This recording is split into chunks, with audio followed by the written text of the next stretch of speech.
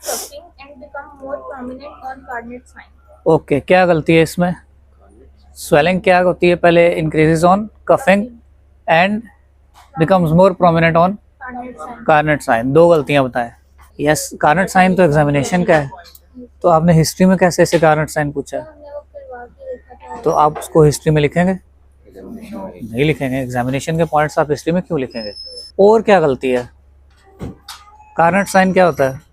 वो साइन करना उसी तरह है, आपने हेड एंड एलिवेट करवाना है। अगर पेशेंट को पेन शुरू हो जाती है तो अब ये क्या है?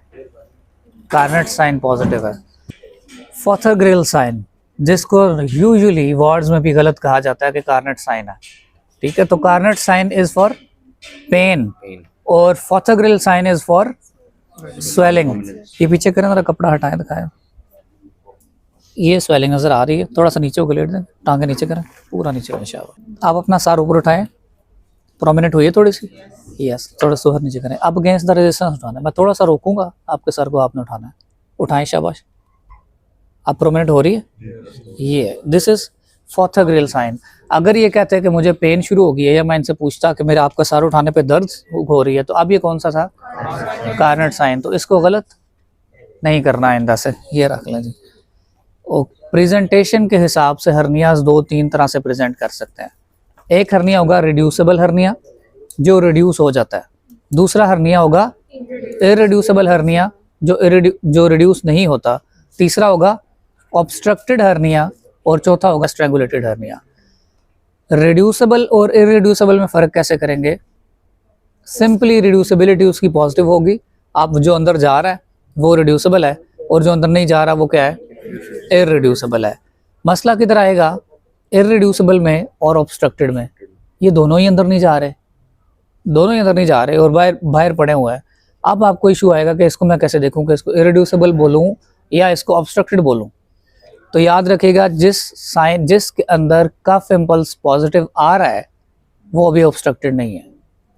पहली चीज़। कैसे? ये हर्निया की नेक है, इसके अंदर से ये सैक हर्निया के कंटेंट्स आ रहे हैं। अब खांसी कराइए आपने पेशेंट को, वो ऐसे मूव करके ऊपर भी आ रहे हैं, नीचे भी आ रहे हैं। अब यही दूसरा पेशेंट है, इसकी सैक नेक टाइट है और आप खांसी करा रहे हैं और ये कफ बाहर नहीं आ रहा, तो अब ये क्या हुआ है? ऑब्स्ट्रक्ट हुआ है। तो पहला साइन तो ये है कि आपका क्या होना शुरू हो जाएगा?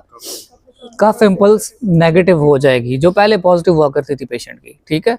हर्निया ऑब्स्ट्रक्ट होना शुरू हो गया। दूसरे नंबर पे ये बताएं कि ऑब्स्ट्रक्शन किस चीज़ की हो रही है? गट की हो रही है, इंटेस्टाइन की हो रही है, और पेरिटोनियम नहीं, क्या बोलेंगे? ओमेंटम की। तो ओमेंटम ऑब्स्ट्रक्ट हो रहा है या गट ऑब्स्ट्रक्ट हो रही है? तो गट की ऑब्स्ट्रक्शन के क्या साइंस होते हैं? Vomiting, constipation, pain, distension. Yes. तो अब आपने ये 4-5 चीज़ें पूछनी है। पेन तो नहीं है, कॉन्स्टिपेशन तो नहीं है, वॉमिटिंग तो नहीं है, एब्डोमेन डिस्टेंशन तो नहीं हो रही, और 5वें नंबर पे क्या करेंगे? बाउल साउंड्स देखेंगे। बाउल साउंड्स एब्सेंट होंगे। तो ये क्या किस तरफ जा रही हैं बातें? तो आपने वही 5 जो गट की ऑब्स्ट्रक्शन के, इंटेस्टाइनल ऑब्स्ट्रक्शन के साइंस हैं, इसमें ढूंढने की कोशिश करनी है। इनमें से इसके साइंस जब मिलना शुरू करेंगे तो आप क्या कहेंगे? क्या है? ऑब्स्ट्रक्टेड हर्निया है। ट्रीटमेंट में कोई फ़र्क आएगा? क्यों नहीं आएगा? ट्रीटमेंट में टाइम में फ़र्क आएगा। क्या जल्दी किसको करेंगे? और इलेक्टिव पे इनको क्या कहेंगे? आप घर चले जाएं, आपको डेट देते हैं, 1.5 महीने बाद आके आप ऑपरेशन करवा लें इलेक्टिव लिस्ट पे। लेकिन अगर ये ऑब्स्ट्रक्शन में आते हैं तो फिर क्या करते हैं? और एडमिट हो जाए। हमारे पास गोल्डन पीरियड विंडो जो है वो कितनी है? 6 आवर्स की। विद इन 6 आवर्स हमने ऑपरेट करना है, अदरवाइज गट गैंग्रीनस हो जाएगी और सर्जरी बहुत लंबी हो जाएगी, ठीक है? दूसरी चीज़ ये बताएं कि क्या ऑब्स्ट्रक्टेड हर्निया को रिड्यूस करते हैं? फॉर एग्जाम्पल, एक इंग्वाइनल हर्निया का पेशेंट आया, आपके पास ऑलरेडी ER में 4 पेशेंट पड़े हुए हैं, 2 लेप्रोटमीज हैं, 2 और मेजर सर्जरीज हैं। आप कहते हैं इसको तो रिड्यूस करें ना, वार्ड में भेजते हैं, इलेक्टिव में करेंगे। तो क्या ऑब्स्ट्रक्टेड हर्निया को रिड्यूस करना चाहिए फोर्सफुली? नहीं करना चाहिए। वजह? ब्लड सप्लाई कंप्रोमाइज हो सकती है, चलें, और रप्चर हो सकता है, और there is a term en masse reduction. En masse reduction हो जाती है। ये जो हर्निया कॉम्प्लेक्स है, नेक सैक कंटेंट्स, ये ऑब्स्ट्रक्ट हुआ पड़ा है, बंद हुआ पड़ा है। जब ये बंद हुआ पड़ा, इसको हम कहते हैं टैक्सीज, फोर्सफुली रिड्यूस करने को कहते हैं टैक्सीज की है पेशेंट की, ठीक है। और यूजली सर्जन पसंद नहीं करते कि वार्ड में नेक्स्ट मॉर्निंग ये ईआर में पेशेंट आया था और मैंने टैक्सीज करके इधर भेजा हुआ है इसको, मॉर्निंग वार्ड राउंड में प्रोफेसर साहब देख रहे हैं जी सर इंग्वाइनल हर्निया था और ऑब्स्ट्रक्टेड था तो टैक्सीज करके इसे वार्ड में हमने एडमिट किया, तो गुस्सा कर जाएंगे, क्या मतलब आपने ऑब्स्ट्रक्टेड क्यों रिड्यूस क्यों किया, ऑपरेट क्यों नहीं किया रात को? सर वो पेशेंट बहुत ज़्यादा थे तो हमने कहा चलो इसे वार्ड में भेजते हैं तो 2 दिन बाद ऑपरेट हो, ये जस्टिफिकेशन कोई नहीं होती। तो टैक्सीज को पसंद नहीं किया जाता ऑब्स्ट्रक्टेड केसेस में। होगा क्या कि ये जो हर्निया कॉम्प्लेक्स है, आप समझ रहे हैं कि आपने इसको रिड्यूस कर दिया, या आप समझ रहे हैं क्योंकि ऊपर स्किन सबक्यूटेनियस टिश्यू आपको नजर आ रहा है। अगर ये हर्निया कॉम्प्लेक्स पूरे का पूरा नेक सैक और कंटेंट्स ईवर्ट होके ऐसे अंदर हो जाएं, अब ये अंदर ऑब्स्ट्रक्ट हुए पड़े हैं, आपको क्या लग रहा है कि मैंने तो रिड्यूस कर दिया और आपने इसे वार्ड में भेज दिया, पेन बढ़ती जाएगी, पेशेंट सेप्टिक होता जाएगा, परफोरेशन हो जाएगी, इंटेस्टाइनल परफोरेशन हो जाएगी और बात बढ़ जाएगी, फिर बात लेप्रोटमी तक आएगी, सिर्फ हर्निया की रिपेयर तक नहीं आएगी, ठीक है। तो एन मास रिडक्शन का कॉन्सेप्ट समझ आ गया? समझ आ गया कि क्यों ऑब्स्ट्रक्टेड को हमने नहीं करनी। अब स्ट्रैंगुलेटेड में और ऑब्स्ट्रक्टेड में क्या फ़र्क होता है? जब ब्लड सप्लाई कंप्रोमाइज होने लग जाएगी तो आप उसको कहेंगे कि स्ट्रैंगुलेटेड है। क्या इसमें क्लिनिकली कोई फ़र्क आएगा? शदीद पेन होगी, वेरी गुड, क्योंकि ये इस्कीमिक पेन है। दूसरी ऑब्स्ट्रक्शन में जो थी उसमें पेन इस्कीमिक नहीं थी। इस्कीमिक पेन जब इस्कीमिया होना शुरू हो जाएगा तो इस्कीमिक पेन कंटिन्यूस हो जाएगी, नंबर 1। इस्कीमिक पेन सीवियर होगी, नंबर 2। जो ऑब्स्ट्रक्शन की पेन है उसमें क्या होगा, जब पेरिस्टाल्सिस आई, ये लूप फंसा हुआ है इसके अंदर ऐसे करके, जब पेरिस्टाल्सिस आई तो पेरिस्टाल्टिक वेव के साथ पेशेंट को पेन हुई, पेरिस्टाल्टिक वेव गई, पेन चली गई, फिर वेव आई, फिर पेन आई, तो ये वेव्स की फॉर्म में पेन आ रही है पेशेंट को। अगर ये कंटिन्यूस हो गई है, क्लिनिकली ये बातें बता रहा हूँ, तो कंटिन्यूस हो गई तो आपका जहन किधर जाना चाहिए कि स्ट्रैंगुलेट कर रहा है।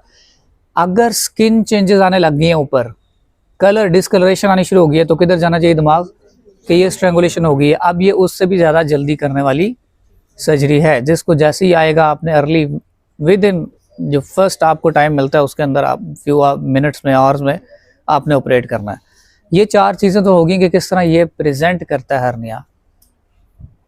अब ये बताएं कि ईआर में किसे ऑपरेट करेंगे और इलेक्टिव में किसे ऑपरेट करेंगे?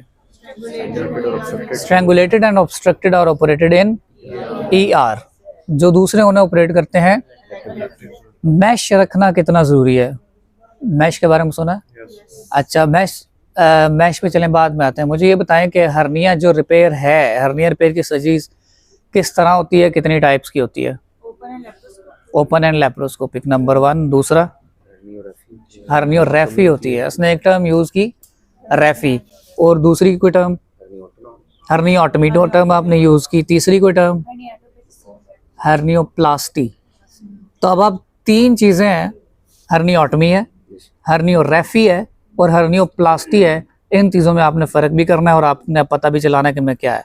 ऑटमी मीन्स, मैंने उस दिन लेक्चर में बताया था, otomy means opening up, otomy means opening up, laparotomy means opening of abdominal cavity, thoracotomy means opening of thorax, craniotomy means, तो ऑटमी मीन्स ओपनिंग अप। तो हर्नियोटमी जो टर्म है ये खुद क्या सेल्फ एक्सप्लेनेटरी है, क्या कह रही है? ओपनिंग ऑफ, कोई सैक बोला है, शाबाश, hernial sac, not hernia, opening of hernial sac. Hernia के सैक को ओपन किया, कंटेंट्स रिड्यूस किए, कहानी खत्म, सैक बंद किया, ये सर्जरी है टोटल। ये किसमें करेंगे? हर्नियोटमी, ऑब्स्ट्रक्टिव में नहीं, इरिड्यूसिबल में नहीं, बच्चों में। यस, बच्चों में आप मैश नहीं रख सकते, तो आप क्या करेंगे?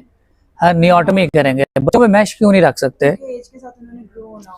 और मैश ने ग्रो नहीं होना होता, ठीक है। तो बच्चों में आप मैश रखने की एक वजह क्या है, मैश ना रखने की एक वजह क्या है कि मैश ग्रो नहीं करता, बच्चों का ग्रो करता है। तो आप जब मैश रखेंगे, उसे फिक्स करेंगे, तो बॉडी ग्रो किए जा रही है और 4-5 टाइम्स ग्रो कर रही है, मैश डिस्प्लेस हो जाएगा, उसकी पोजीशन नहीं रहेगी। दूसरे नंबर पे ये बताएं कि जो एब्डोमिनल मस्कुलेचर है उसकी स्ट्रेंथ बच्चों में with the passage of time बढ़ती जाएगी या कम होती जाएगी? रिकरेंस के चांसेस बढ़ते जाएंगे या कम होते जाएंगे? रिकरेंस मीन्स दोबारा होने के चांसेस बढ़ेंगे या कम होंगे? वॉल स्ट्रेंथ हो रही है तो कम होते जाएंगे। अब एक बूढ़ा बंदा है, उसमें अगर आप मैश नहीं रखते तो with the passage of time, और अगर अभी वो 60 ईयर्स का है, 70 ईयर्स का जब होगा तो मसल वीक होंगे या वो स्ट्रांग होंगे? तो आपको कुछ स्ट्रेंथन करने की कोई चीज़ देनी है, वो मैश है जो आपने रखा। तो हर्नियोटमी किस में करेंगे?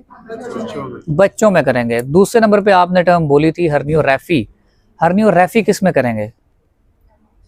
डिफेक्ट रिपेयरेबल है। रिपेयरेबल है। रैफी क्या होती है? डिफेक्ट होता है। ध्यान से सुनना, तो देसी सी मिसाल ले रहा हूँ। उस्मान रफू शॉप, तारक रफू शॉप, रफू वाली होती है ना, ये जी रफू कर दो। रफू किससे करते हैं? मैश से नहीं, धागे से करते हैं। दे यूज थ्रेड टू रिपेयर और स्ट्रेंथन सम फैब्रिक, कोई क्लोथ। तो ये जो मैंने वर्ड बोला, ये रफू शॉप वाला, ये याद रखना कि जहाँ पे थ्रेड यूज हो रहा है वो रैफी है, ठीक है। तो जब आप थ्रेड से स्ट्रेंथनिंग करते हैं, एब्डोमिनल वॉल को स्ट्रेंथन करते हैं, तो इसको आप क्या कहते हैं? हर्नियोरैफी कहते हैं। हर्नियोरैफी बेसनी ने स्टार्ट, बेसनी नाम सुना हुआ? रिपेयर कर रहे थे हर्निया के, ठीक है। सर्जरीज, प्रॉपर सर्जरीज हो रही थी, और अब तो बेसनी की 100 से ज़्यादा मॉडिफिकेशंस आ गई हैं। इसने किया क्या? उससे पहले क्या होता था? मेटल का ना एक यूं बेल्ट होते थे, बेल्ट, और यहाँ पे वो पैच सा बेल्ट का होता था, मेटालिक रख दिया करते थे रिड्यूस करके, और उसको टाइट करके। और आप मिजरी चेक करें पेशेंट की कि वो लेके बैठा हुआ है 20 साल से उसको स्वेलिंग को, कोई ना कोई मेटल उसे पुश करता रहता है, या हाथ रख के चल रहा बंदा। बेसनी ने क्या किया? बेसनी ने ये किया कि जो कंजॉइंट टेंडन है ऊपर और नीचे इंग्वाइनल लिगामेंट है, इसने इन दोनों के दरमियान इन दोनों को आपस में जोड़ दिया। रिपेयर किया, हर्नियोटमी की, ओपन किया, सैक रिड्यूस किया, इन दोनों को आपस में जोड़ दिया। अब इससे क्या हुआ? एक एक्स्ट्रा लेयर बन गई। ऊपर एक्सटर्नल एपिनेरोसिस भी हमने बंद करना था, तो ऊपर कंजॉइंट, नीचे इंग्वाइनल लिगामेंट, बोले मुंह से, और नीचे इंग्वाइनल लिगामेंट, इसको जो उसने जोड़ दिया, अब इसने ये एक फ्लैप बना दिया इसके ऊपर। ये रिपेयर आपका बेसनीज रिपेयर हो गया। बेसनीज के बाद तकरीबन 100 साल बाद कैनेडियन रिपेयर, जिसमें ये शोल्डाइस रिपेयर स्टार्ट हुआ। ये बाबा जी कनाडा के थे, और अभी भी कनाडा में, टोरंटो में शोल्डाइस रिपेयर का पूरा सेंटर है। और मज़े की बात यह है कि वो अपने इस सर्जरी के बाबे को ऑनर करने के लिए अभी भी शोल्डाइस करते हैं, ठीक है। नाम अभी भी अपने बाबे को दिया उन्होंने, ठीक है। और हम क्या कहते हैं? बाबे शाही, कोई नहीं, ठीक है। तो शोल्डाइस रिपेयर जब चल रहा है उसमें, इसे कैनेडियन रिपेयर भी कहते हैं। शोल्डाइस में क्या होता है? डबल ब्रेस्टिंग की जाती है। डबल ब्रेस्टिंग, जो आपने कोट देखे होंगे, ये इसने पहना हुआ, एक कोट होता है जो सीधा ऐसे बंद होता है, एक वो होते हैं बटन जिनके ये वाली साइड नीचे जाती है और ये यहाँ पे ऐसे ऊपर आता है, ये आके मिलता है। This is double breasting. आपने एक लेयर को उठा के दूसरी के ऊपर किया, और फिर ट्रांसवर्सालिस फेशिया को उसने उठाया, उसने इस साइड को उठा के अंदर नीचे लेके आया, यहाँ सूचर किया, ये फ्लैप ऊपर से इधर सूचर किया, अब इसने एक डबल लेयर बना दी इसके ऊपर। तो ये जो डबल ब्रेस्टिंग वाला प्रोसीजर है, अभी तक थ्रेड यूज हो रहा है ना, मैश नहीं रखा, इसको क्या कहते हैं? शोल्डाइस रिपेयर। इसके अलावा और भी प्रोसीजर्स हैं जो अभी आए हैं, मुख्तलिफ तरीक़ों से हैं। हम जैसे कंट्रीज़ हैं जो बहुत अमीर कंट्रीज़ हैं, पाकिस्तान, इंडिया, जिनके पास रिसोर्सेज बहुत ज़्यादा हैं, हमने फिर जुगाड़ लगाने शुरू किए और क्या कर सकते हैं। अब इनमें एक डांस मेथड है, डार्निंग मेथड भी इसको कहते हैं, नॉट डार्लिंग, डार्निंग मेथड या dance method. Dance is actually a method of seeing, सीने का एक तरीका है कपड़े को, जिसमें फिगर ऑफ 8 में स्टिचेस लिए जाते हैं, ठीक है। यूं गए यूं आए, 8 की फिगर में स्टिचेस लिए जा रहे हैं। तो बेसनी में मैंने क्या बताया था? ऊपर कंजॉइंट, नीचे इंग्वाइनल लिगामेंट। बेसनी ने क्या किया? इसको क्लोज कर दिया था। अब क्या हुआ? ये अंडर ट्रैक्शन क्लोज हो रहा है, they are not meant to be joint together. आप इसे खींच के जोड़ रहे हैं तो क्या होगा? हो सकती है। अब क्या होना शुरू किया कि हमारे पास अब नॉन एब्जॉर्बेबल थ्रेड्स आने शुरू हो गए, जिसे अगर हम लगा देंगे सारी जिंदगी अंदर ही स्टे करेगा, अंदर जज़ब नहीं होगा। प्रोलीन आ गया। तो अब प्रोलीन को डांस रिपेयर में आप क्या करते हैं? ऊपर कंजॉइंट, नीचे इंग्वाइनल लिगामेंट। आप इसको फिगर ऑफ 8 में स्टिच करते करते करते इधर गए, आपने इसे क्लोज नहीं किया, इसके अंदर धागा ऐसे लिए जा रहे हैं, इधर से इधर आए, इधर से इधर गए, इधर से इधर आए। अब आपने एक आर्टिफिशियल मैश क्रिएट कर दिया प्रोलीन का इसके ऊपर। तो ये कौन सा मेथड है? Dance method. और भी मेथड्स हैं, मैं अभी ज़्यादा उसमें डिटेल में भी ना जाएं, ठीक है।